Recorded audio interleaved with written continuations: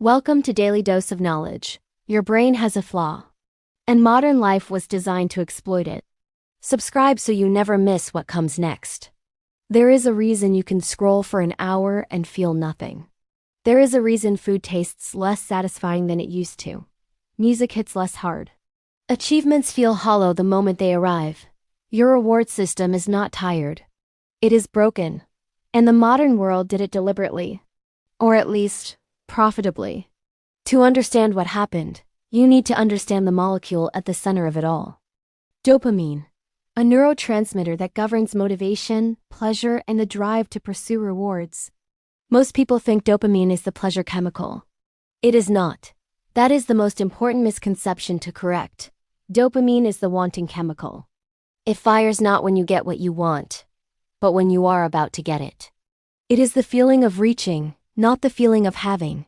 Anticipation, not satisfaction.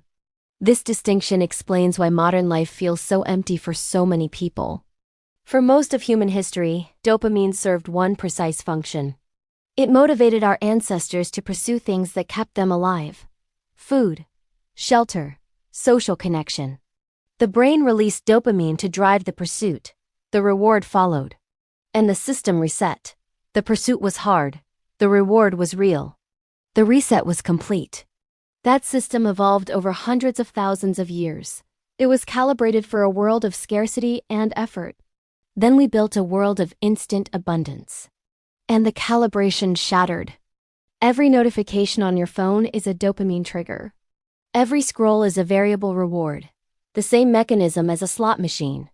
Every like, every message, every alert is the brain receiving a signal that a reward might be coming. Might, not definitely. The uncertainty is the mechanism. Certainty kills dopamine. Uncertainty amplifies it. This is why you check your phone even when you know there is nothing there. The checking itself is the hit, not the content, the anticipation of content. Food engineers spend billions designing products that hit the dopamine system at maximum intensity.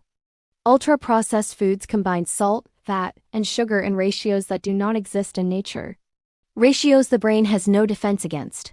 The brain encounters these combinations and releases dopamine at levels real food never triggers. The signal says, "This is extraordinarily valuable, consume more." But the value is artificial. The signal is false. And the brain, flooded with unearned dopamine, begins recalibrating its baseline. This recalibration is the mechanism of addiction. It happens with food, screens, gambling, pornography, social media, every superstimulus the modern world produces. The technical term is downregulation. When dopamine floods the system repeatedly, the brain reduces the number of receptors available to receive it. It is protecting itself from overstimulation, but the effect is devastating. With fewer receptors, ordinary experiences produce less response. The baseline pleasure available from everyday life drops. A walk in nature that once felt restorative now feels boring. A conversation that once felt rich now feels slow. A meal that once tasted good now tastes like nothing. The brain has been recalibrated to find normal stimuli insufficient. This is anhedonia. The inability to feel pleasure from things that should produce it. It is now one of the most common psychological experiences of modern life. Not a clinical diagnosis for most people, just a pervasive flatness behind everything. Neuroscientist Anna Lembke at Stanford calls this the dopamine deficit state. The chronic condition produced when the reward system has been overstimulated past its ability to recover normally. She spent years studying clinical addiction. And she found the mechanisms of addiction and the mechanisms of everyday modern life becoming harder and harder to distinguish. The difference between a smartphone user and an addict, she argued, is increasingly one of degree rather than kind. This should alarm you. Not because you are broken.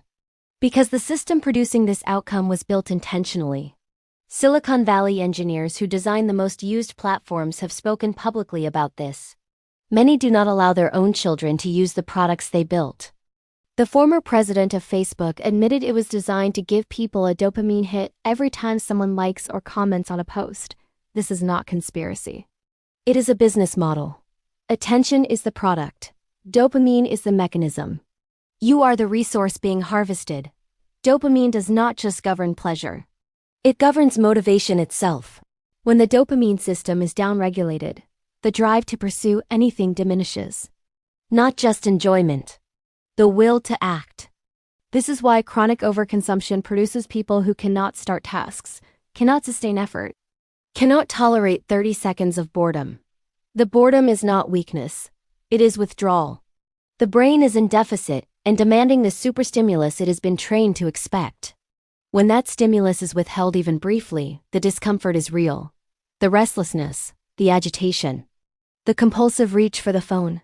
These are not habits.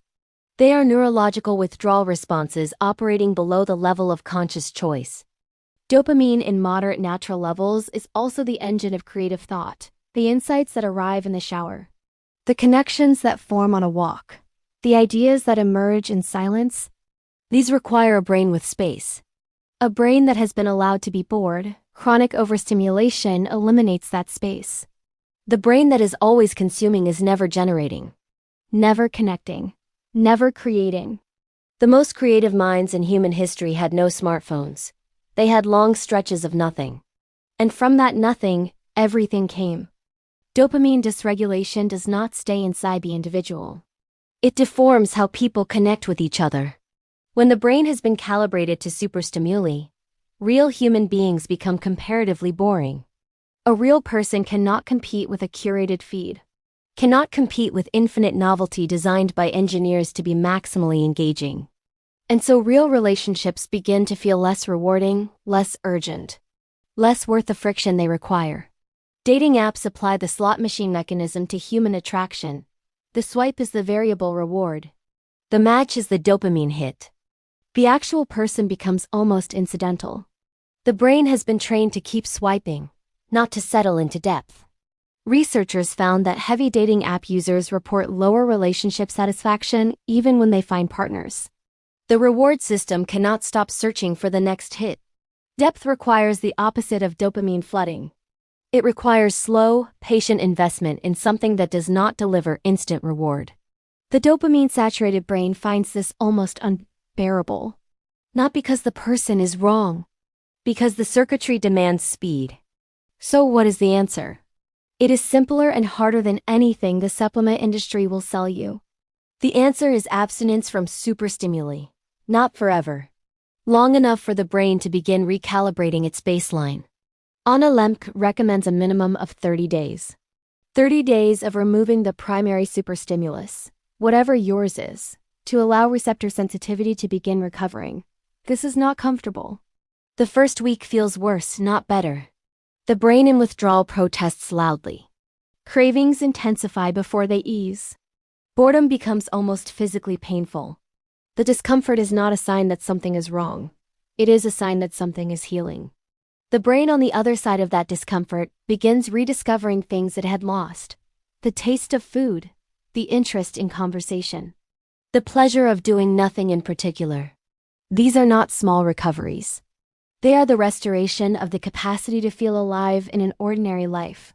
The second part of the answer is what you replace the superstimulus with, not another dopamine hit. The opposite. Exercise, cold exposure, creative work, long reads, real conversation, slow activities that produce moderate dopamine through genuine effort. These do not feel as intense as the superstimuli. They are not supposed to. Intensity is what broke the system. Moderation is what restores it. The goal is not to feel less.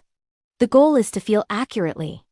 To have a nervous system that responds to real life as real life, not as a pale substitute for what the screen provides. You were not built for this environment. Nobody was. The human brain is a 200,000-year-old organ navigating a world that is 5 years old. The mismatch is not your fault. But managing it is your responsibility. Because nobody else will. The companies profiting from your dysregulation are not coming to fix it. The platforms harvesting your attention are not going to stop. The only person who can recalibrate the system is the one experiencing the consequences of it. And recalibration is possible. Not easy, not fast, but completely, documentably, neurologically possible. If this gave you something real, subscribe to Daily Dose of Knowledge. Drop a comment with which superstimulus you are going to cut first.